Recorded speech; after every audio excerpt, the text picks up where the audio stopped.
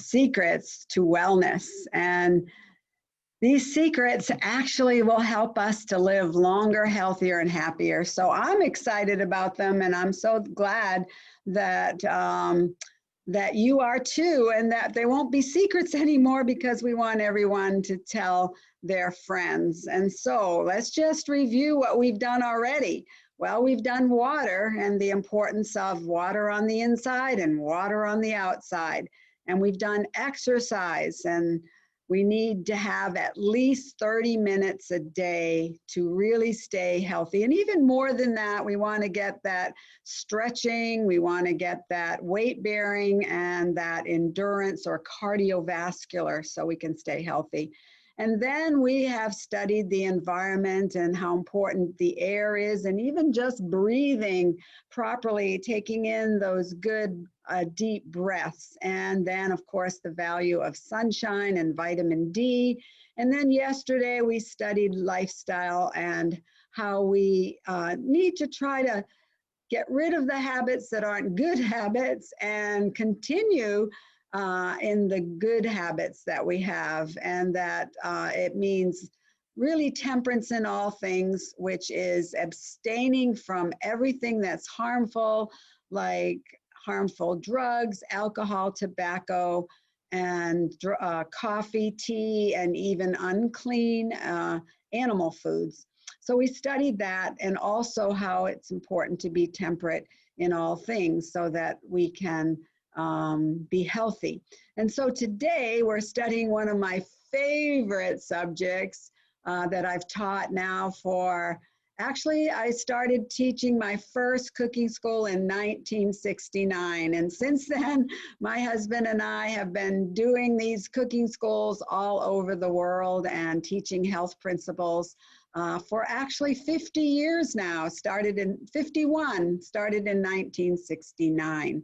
And so good nutrition, my friends, is essential for good health. If we're going to have good health, then we must have good nutrition. So we're going to go over some principles of good nutrition.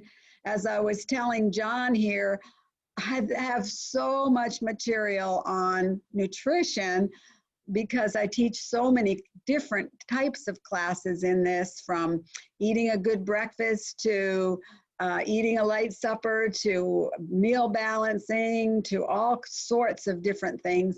So I had to summarize for you this morning and put in just something that I felt would give you a good, solid background in nutrition. So I summarized by saying, well, let's just at least take 3 key principles of good nutrition. The first one is choosing the right kind of foods. So if we're going to have good nutrition, we must choose the right kind of foods that are going to keep us healthy. And then we need to talk a little bit about the right times to eat. What are the best times? And then the right amount, so that we're not overeating or even undereating. But how can we have just a simple principle that will keep us on target for the right amount of food? So let's go to principle number 1. For good nutrition, we must choose the right kind of food. So what is the right kind of food that we're going to buy at our grocery store, put in our little buggy wagon or in our bags, and then come to the table and eat? What are those right kinds of foods? Well, we can first of all find some kind of clue in the Bible. Genesis 1:29 says, and God said. So God said it, not Ernestine Finley, but God said it.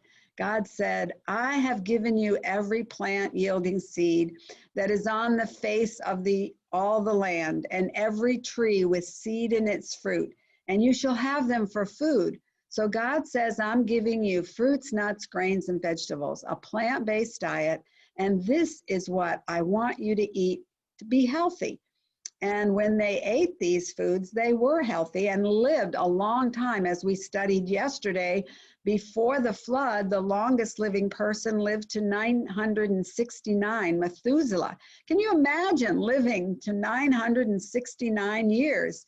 And then 7 generations down, you have Nahor, who only lived to 170, because after the flood, people ate a lot of animal foods.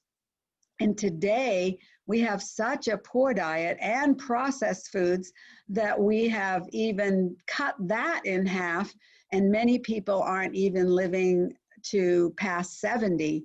Some people that are living like in the blue zones are living to 100, a healthy 100, but in some places they're dying much earlier than that. So God says, the Eden diet that I gave you right at the beginning is the very best. And it was a plant-based vegetarian diet. And look at all these beautiful colors. When I set up this display and took this picture, it was a lot of work, but then I looked at it and I said, wow, look at the reds and the purples and the greens and the browns and the yellows, all the different things that God has given us in our food. He could have given us just one food, but he gave us many, many foods.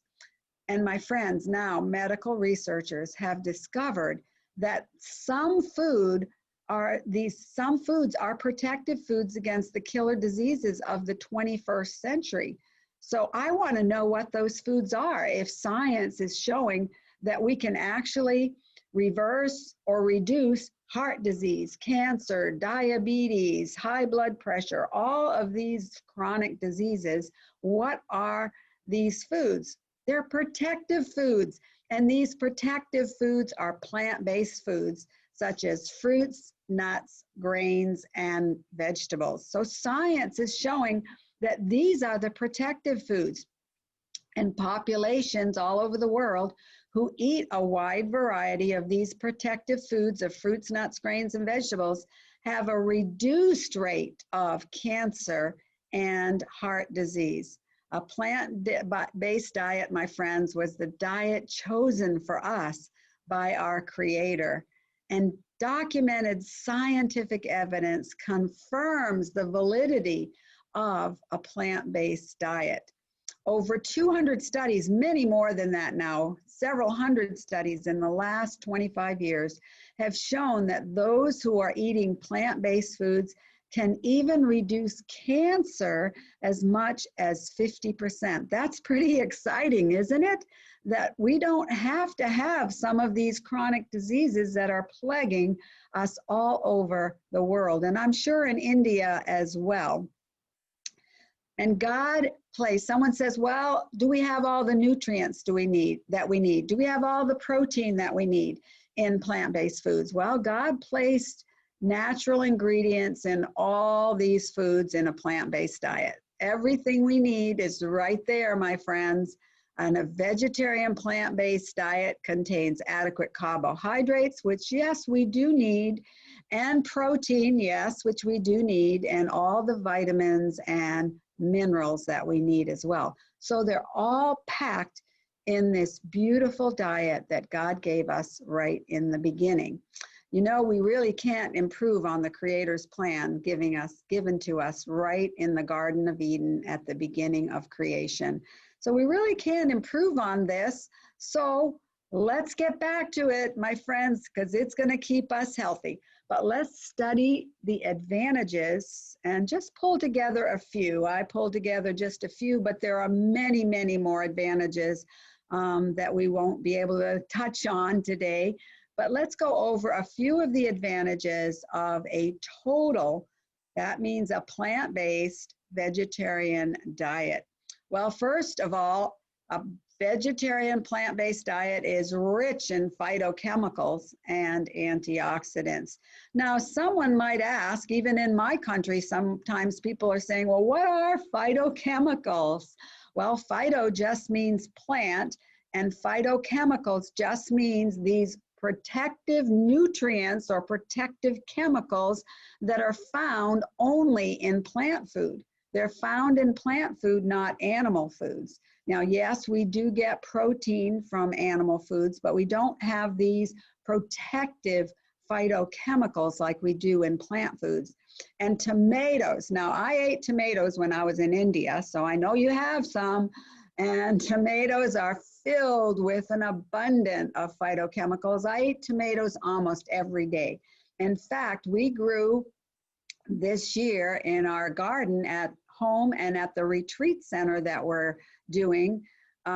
We grew lots of tomatoes, and I'm eating tomatoes in an abundance. And we had many tomatoes from our garden. And that's, of course, the very best, from the garden to the table.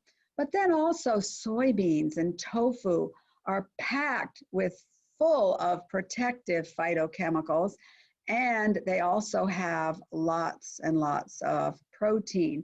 In fact, studies show that we can actually reduce the risk of breast cancer, colon cancer, rectal, lung cancer, and stomach cancer by eating soybeans. And so soybeans, God placed in there somehow, some way, all these protective chemicals.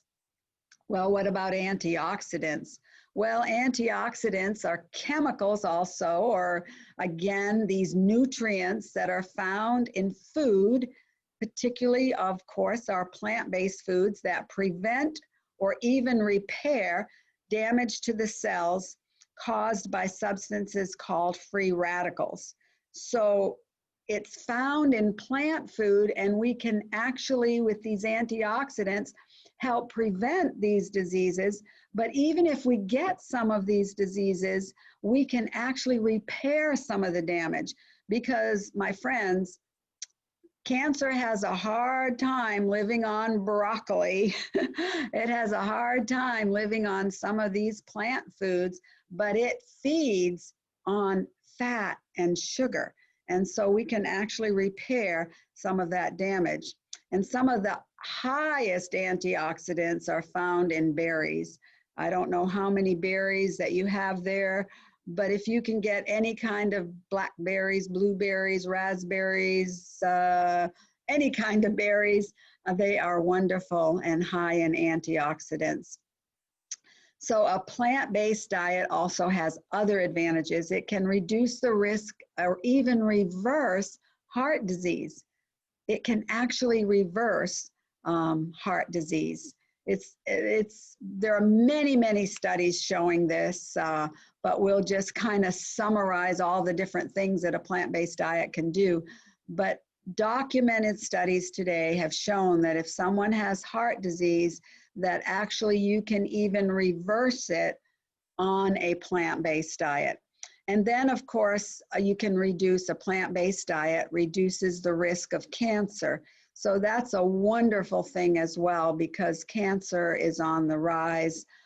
It is the #2 killer here in America, and it is among the first 5 around the world. And so that's another advantage. Another advantage of a plant-based diet is that it contains alkaline-forming foods.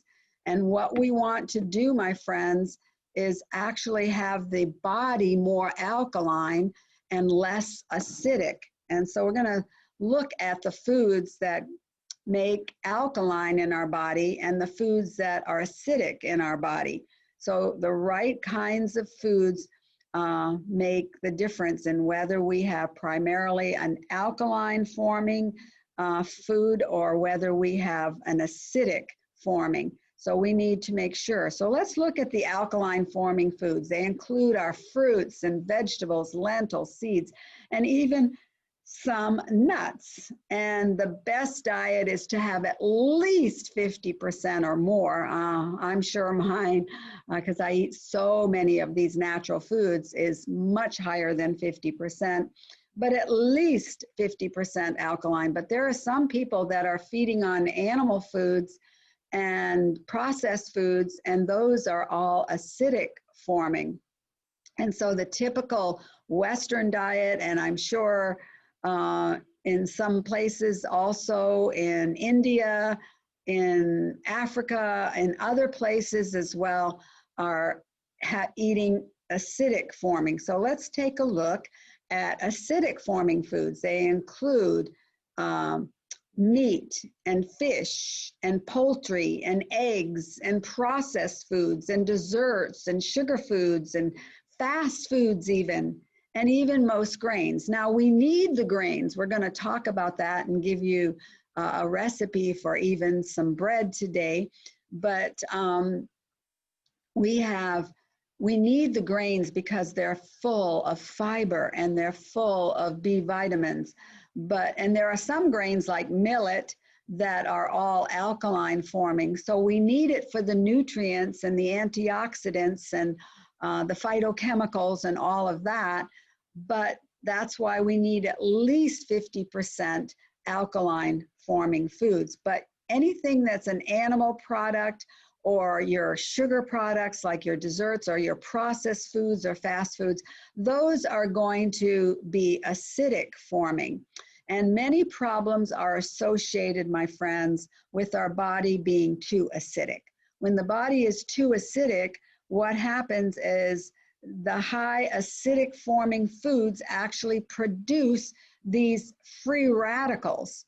And it's the cells are damaged from these free radicals. And it's the free radicals that actually set the stage for cancer, for heart disease, and many of these other diseases that we've been talking about, and premature aging. But another great advantage of a plant-based diet is that it doesn't have any cholesterol. These are my burgers that are found in my cookbook. We made these burgers and we took these pictures, and we eat a good oat burger. I have another one called a sham burger. I have another one called some millet patties and wheat germ patties, and many different kinds of burgers that we have in my cookbook. And I'm sure some of these could be adapted for you in India as well. But they don't have any cholesterol. There's absolutely no cholesterol found in plant foods. But animal foods, my friends, are high in cholesterol and high in fat as well. So high in fat and high in cholesterol when we eat animal foods. And eggs even are one of the highest known sources of cholesterol. The Heart Association has actually said that even if you do use eggs, use them sparingly. Only 2 or 3 a week even used in cooking, because it's the yolk of the egg, of course, that is the high cholesterol. And so we want to reduce those kinds of foods. And so for the best nutrition that we can get, we want to reduce the cholesterol and fat intake. And Dr. Neil Nedley, in his book called Proof Positive, he's a very wonderful medical doctor, physician here in the United States, and he's written many books and materials on health and nutrition. And he says a high intake of cholesterol, which is present in meat and eggs and dairy products, has also been linked, and he's doing a lot of studies and having a lot of research on these topics, has been linked to an increased incidence of cancer in many studies. And you know, even as early as the 19th century, health educators said, in fact, one health educator said that cancers, tumors, and pulmonary diseases are largely caused by meat eating. And you could find that even written today in a book called Counsels on Diets and Foods. So we want to cut down on that, but science is coming across very strong, showing us the links. And there was an article titled Animal Linked to Death by Thomas Campbell. Now, Thomas Campbell you may be familiar with because he's the one that wrote the famous book called The China Study. And he says this: those consuming the most plant protein were found to have 33% reduced risk of death. This is not even the disease, my friends, this is death. And 40% reduced risk of cardiovascular death, and 28% reduced risk of cancer death. And so you can see why I'm so excited about sharing these principles with my friends all over the world, because I know that if we follow God's plan and these remedies that we're talking about for health, that we can actually reduce cancer, heart disease, and all of these chronic diseases that are plaguing us He says, but look, those that consumed the most animal protein compared to protein had a higher risk of death, particularly cardiovascular disease. So we can reduce this by getting these high fiber foods. And that's another advantage, another great advantage of plant-based foods is that they're high in fiber. This is some of my own bread. If you can see this graphic there, some pecan rolls that I made, some dinner rolls, some whole wheat bread, and made from all good grains, whole grains. And so these are high in fiber. And so for good nutrition, we need foods that are high in fiber. And a good breakfast, my friends, is gonna be an excellent source of fiber. And a good breakfast, what does it contain? Let's be very practical with you today. Well, I don't know all that you eat, but hopefully you get lots of fruit. Whatever fruit you have there in India, that's a good time at breakfast time to get lots of fruit. And also grains. If you have whole grain brown rice, that's very good. I have a recipe called fruit and rice mixed together. It's wonderful. And so for our breakfast here, I like to get lots of fruit and lots of grains through my whole wheat breads and my whole wheat muffins or my whole wheat pancakes that I had this morning. I made for my husband and myself whole wheat blueberry pancakes. They were delicious. And with that, we had fruit, lots of fruit, and even some nuts sprinkled on there. And then we had some flaxseed as well. So all these are high in fiber. And we want to get a few of those nuts and seeds because they're 2 of the 4 always foods of the centenarians, the people who lived to 100. They were getting some of these seeds, pumpkin seeds, flax seeds, sunflower seeds. So we can include those in our diet as well. And then of course, all your fruits are high in abundance of fiber, have an abundance of fiber. And even you can add some beans. I'm sure you have lots of different kinds of beans there in India, and add some of these to your breakfast foods. They're high in fiber, they're delicious and nutritious, and they're even satisfying. And so Jumpstart, this is my husband, I have my table.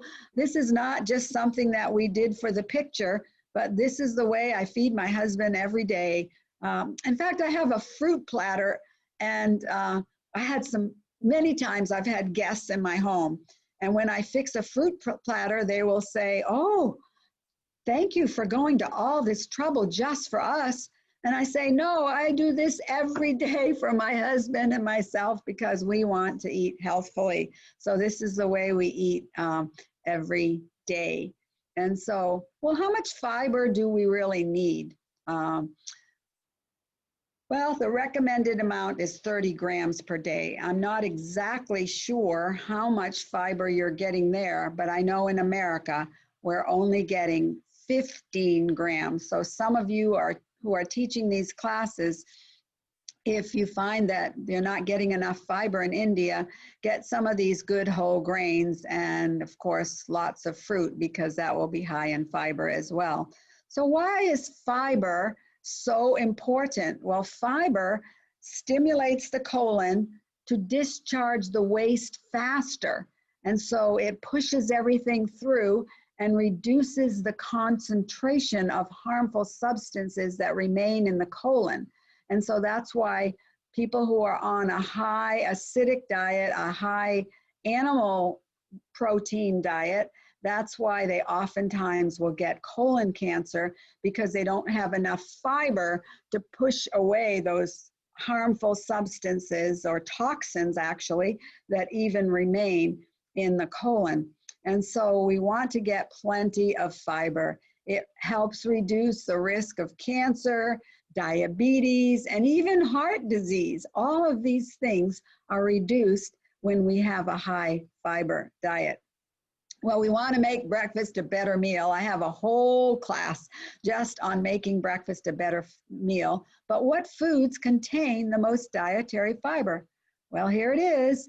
fresh fruits and vegetables, whole grains, and even beans, white beans, black beans, red beans, green beans, all kinds of different color beans, and they're filled with fiber. So we want to increase, my friends, all of these beautiful foods that God has made for us. Increase the consumption of fruits and vegetables and nuts and whole grains. Now, we need grains, but we need whole grains, not refined white rice, not refined white flour. What we really need is it in its natural state. We need it whole, so we need the whole grains. And so we need to at least eat at least 5 to 9 fruits and vegetables a day. Now, our oldest daughter is a neurologist. She's a physician. And then our next daughter is a registered dietitian. And then our son is in dermatology. He's a dermatologist, sees about 35 patients every day and is discovering even skin cancer and is actually cutting it out and saving a lot of lives. But our middle daughter is actually a registered dietitian, and she worked in the Children's Hospital for many years. She is actually one of the directors of the Amen program now for physicians and dentists. But when she was working in the Children's Hospital, they had signs all over the hospital, at least 5 a day. Give the children at least 5 fruits and vegetables every day. But now the recommendation is about 8 to 9 fruits and vegetables a day. And so why do we want to get those fruits and vegetables? Because fruit is packed with healthful nutrients. It has vitamins, minerals, phytochemicals, antioxidants, fiber, and it is low in calories. So we're not adding all those extra calories. And Harvard School of Public Health, and I have many magazines on this. I have one called Healthy Eating. I have a 6-week plan of healthy eating. I have all of these different books from Harvard, but they have said a diet rich in vegetables and fruits can actually reduce blood pressure, reduce the risk of heart disease and stroke, and even prevent some types of cancer. So it is a proven fact that if we eat these things, we can reduce these chronic diseases. Now, I'd like to share with you something that I have put together and called the hierarchy of foods. Now, hierarchy means that you're starting at the top. This is the very best. This is what you eat. And I did this for one of my classes because I wanted to help the people to see what are the very best foods to eat. Well, if we eat the fresh fruits and the fresh vegetables and the nuts and seeds in abundance, that's good because we don't have to do anything. They're not processed, they're not changed, they're just as they come from the hand of the Creator as we get them from the garden to the table. And then next is the cooked vegetables, because some things we do need cooked, and even some things like carrots can even bring out more vitamin A when they're cooked, although I like raw carrots too. But some cooked vegetables and grains and legumes, and we want to eat those plentifully. And then we have the nutritious processed foods. Now, what do I mean by nutritious processed foods? Well, if you can see in this graphic there, my canned applesauce, I can that straight from the apples from the orchard, from the trees. I make the applesauce, I can the applesauce, so it's processed enough to ensure the seal, but there's no sugar, there's no additives in it, it's just processed. So those are what we would call healthy processed foods, and we eat that plentiful. In fact, I had some of my homemade applesauce on my whole wheat pancakes this morning, and so that's very good. Then you have the next one, which is dairy and eggs, and I would say we want to get to the place where we limit those, if we are on them, to the place where we can actually avoid them. And so we start gradually. We don't do anything radical. We try to take diet seriously and do it gradually. So then take dairy and eggs and kind of limit them until you can avoid them. And then there's the lean or clean animal products that we talked about yesterday. We want to limit those again until we can actually get onto a plant-based diet and avoid them. And then there's the unhealthy processed foods, like the sugar-laden foods and the soft drinks. We want to actually get off those as soon as possible, even limit them very quickly until we can avoid them because they're not good for our health. And then there are some things that we just avoid from the beginning. And science, I have many slides showing this where they have Harvard University says just avoid them completely. Bacon, cold cuts, all your processed meats, and all your unclean animal products. Just avoid them completely. Try to just get rid of them as soon as possible, like now. And then, of course, alcohol, tea, and coffee we want to avoid as well. So this kind of gives you a good hierarchy of the foods that we should have and some that we should avoid. So let's kind of summarize by taking all the benefits of a vegetarian diet. Well, we're going to lower the blood cholesterol. It's going to even lower certain types of high blood pressure. We're going to lower the risk of heart disease. We're even going to, and even reverse. The only way we really can reverse heart disease is to begin on a plant-based diet and begin exercising and just following the laws of health. And then it's even going to lower some certain types of cancer and lower the risk of osteoporosis and improve diabetes. And in many cases of diabetes 1, it can actually reverse diabetes. That's pretty exciting, isn't it? And then, hey, best of all too, is that we're going to have more vigor and more endurance, and it's going to lengthen your lifespan.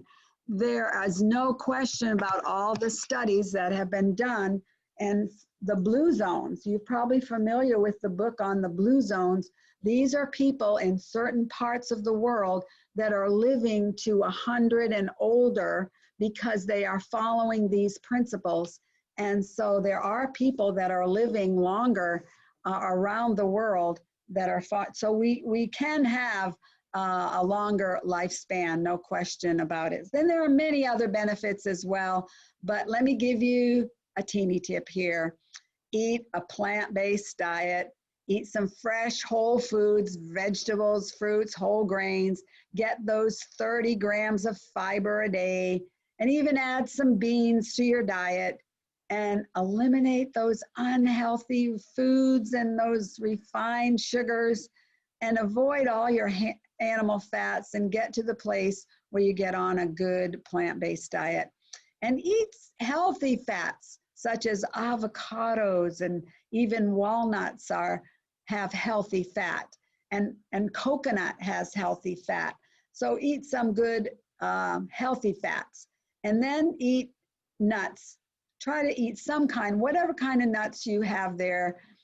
They've shown that actually you can reduce heart disease by 50% by just eating a handful. That's all you need, just a handful of nuts a day. So choose to live healthfully, my friends, with these simple little teeny tips, and you will be healthier. So let's go to principle number 2, eating at the right times. What are the right times?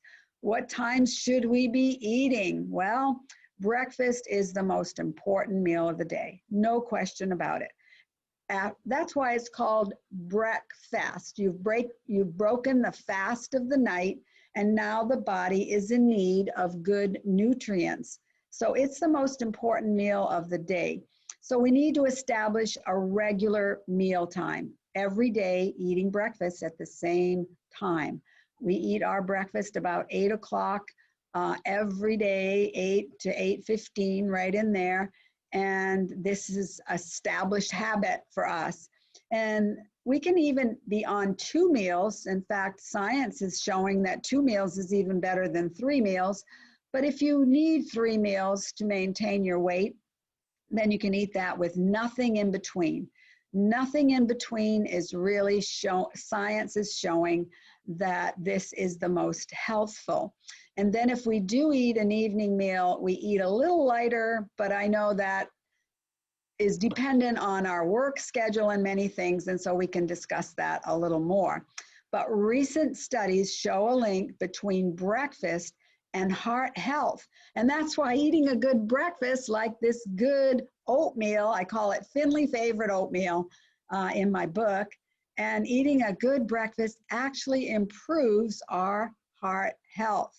And in 2017, the Journal of American College of Cardiology reported that people who skip breakfast are more likely to have heart disease.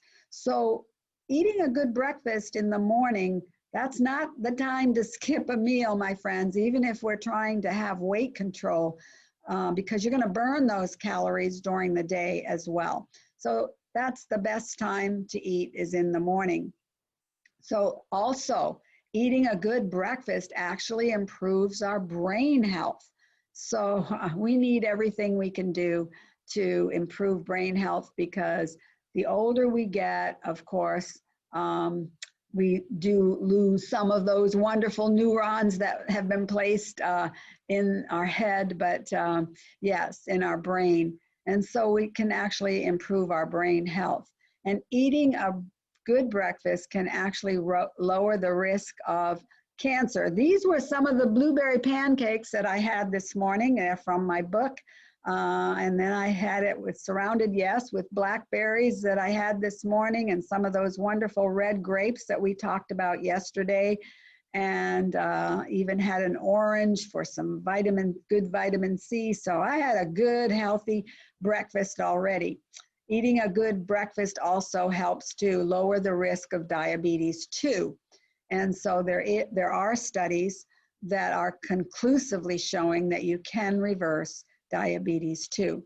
So eating a good breakfast helps to keep the blood sugar steadier through the day, whether you have diabetes or not. So even if you are diabetic, eating a good breakfast helps that blood sugar to be balanced throughout the day, whether you have diabetes or not. So fruit, my friends, eat it in abundance. Fruit is nature's health food. Choose fruit in its natural form. I tell you, I went out and bought all this fruit and made this display, and I thought, again, look at all the wonderful fruits we have. And I know you have good fruits there in India too. So whatever fruits you have, choose fruit in its whole form. Fruits are a marvelous gift to mankind. They're life-enhancing medicines. They're like a medicine. When I eat watermelon, it's like my whole system feels good and cleansed. It's like I'm, getting almost a cleansing, because it's life-enhancing like a medicine. It's packed with vitamins and minerals and antioxidants and phytonutrients. All of these things are packed into the fruit that we eat. And then whole grains. They're rich in fiber. They're rich in carbohydrates. They're rich in protein, vitamins and minerals, and a host of phytochemicals. Just get some of that good whole grain bread. Whole grains are also economical, especially if you're making your own bread. And they're delicious and nutritious, and they're high energy foods. And scientific evidence demonstrates that consuming whole grains can actually help many in the 21st century with these killer diseases. So we can actually reduce them by getting some of these good whole grains. And a 2000 issue of the American Journal of Clinical Nutrition reported that men who included 3 servings of whole grains in their daily diet have a lower risk of coronary heart disease. And there are many studies that I could share with you, but getting these whole grains is very important. And even those breakfast beans.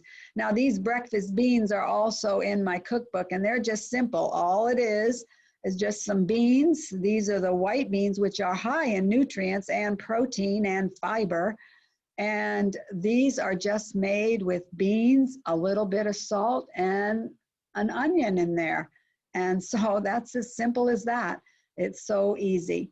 And so what should the breakfast be? Well, it should be well planned. Think about breakfast. It should be nutritious. So we want to make sure we're getting our fruits and our grains particularly, and even a few nuts. And then it should be simple and easy. And it should be attractive, colorful. I want to make sure I have different colors on the plate because that spells nutrition. And make it attractive and full of variety. And of course, at a regular time and lots of color. So allow adequate time between your meals to give the body an opportunity to properly digest the food from the previous meal. So that means about 5 hours in between our meals. So we eat at 8 and then, or 8:15, and then again about 1 or 1:15. And then many times we don't even eat anything for supper, drink some water or some herbal teas. Last night I had some of that grape juice that I talked about yesterday. But you can eat, and if you're working, what you can do is plan your meals so that you have a big breakfast, and then if you have something light for lunch, then plan your supper meal so that you do it early enough in the evening so that it has time to digest before you go to bed. That's very important. And in fact, again, the Luigi Fontana, who is the physician, he's an MD and a co-director of the longevity research in Washington University in St. Louis and here in the United States. And he says that fasting for as little as 16 hours can actually improve our health measures and even counteract some of the diseases. So the only way that you can get that 16-hour period is to have either very little in the evening, digested early, and even skipping if you can get your main meal in the middle of the day. That's what we do. We do our big breakfasts of fruits and grains, and then our dinner, we make sure that we have our protein and our vegetables and our fresh salads and that kind of thing. And then we don't really need anything in the evening, so we get that 16-hour fast, which is very important to reduce the killer diseases. So changing your meal schedule can actually mean maybe even shedding a few pounds if you need to do that by eating breakfast like a king and dinner like a prince and supper like a pauper. So we need to plan our meals so that we have at least get those 8 to 9 fruits and vegetables a day by getting 3 fruits at breakfast time, 3 or 4 vegetables at dinner time, and 2 or 3 fruits in the evening. So, and fruits digest very quickly, so having them in the evening doesn't usually interfere with our sleep. And then the last one is principle number 3, eat the right amount of food. What's the right amount of food? Well, I can't tell you what the right amount of food is. I can just give you principles. But I know at Johns Hopkins University and School of Medicine, they've done many studies. And Michelle Bellatoni says this: it's more than just finding the right foods. Also, we need to eat the right amounts. And so what is the right amount? Enough to maintain your ideal body weight. So if you're gaining or losing weight at all, then if you're gaining weight, you're eating too many calories. If you're losing weight, you're not getting enough. And so that's a simple principle right there. So if you're gaining weight, it's simple, you're eating too much. And if you're losing weight, you're not eating enough. So we need to maintain what our ideal weight is. And there are charts and diagrams that can show you for your height what your ideal weight should be.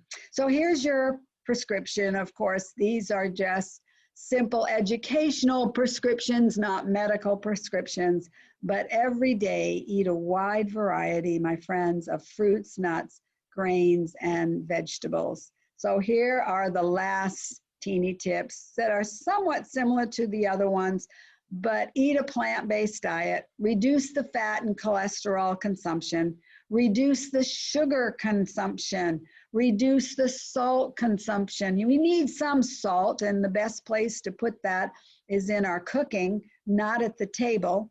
And increase the consumption of vegetables, fruits, and whole grains. And eat a substantial good breakfast and allow 5 hours between our meals. This actually will help us to live longer, healthier, and happier, because this is truly God's health assurance plan. Now, someone asked yesterday, can you give us a few recipes? Well, I've written my cookbook, as you see here. I also have a training manual. I also have a natural lifestyle cooking workbook. I even have some DVDs and all of these. So we just took a few of the recipes, and one, I was asked to give granola. Well, I don't know if you know, but granola was actually invented by Dr. Kellogg way back in the 1890s. And so this is an old ad that they had for granola.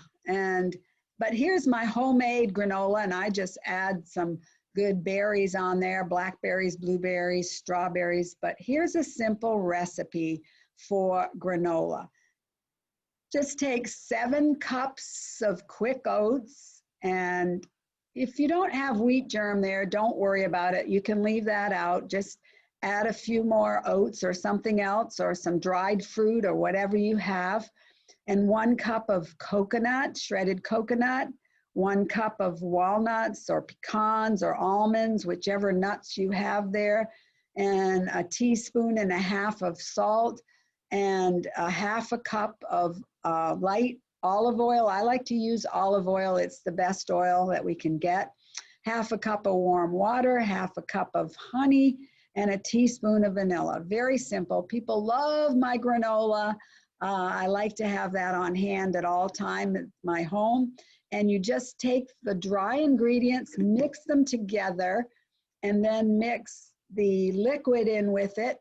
And I like to just actually then spread it out on a cookie sheet, and then actually 2 cookie sheets, just put it on a cup or a pan, some kind of a pan, and then put it into the oven and actually bake it on a very low oven all night. I bake it on like 170, that's Fahrenheit, we'd have to convert that probably. Bake it, and then I have the wonderful smell and aroma of granola in the morning. And so this is a wonderful cereal that you can have.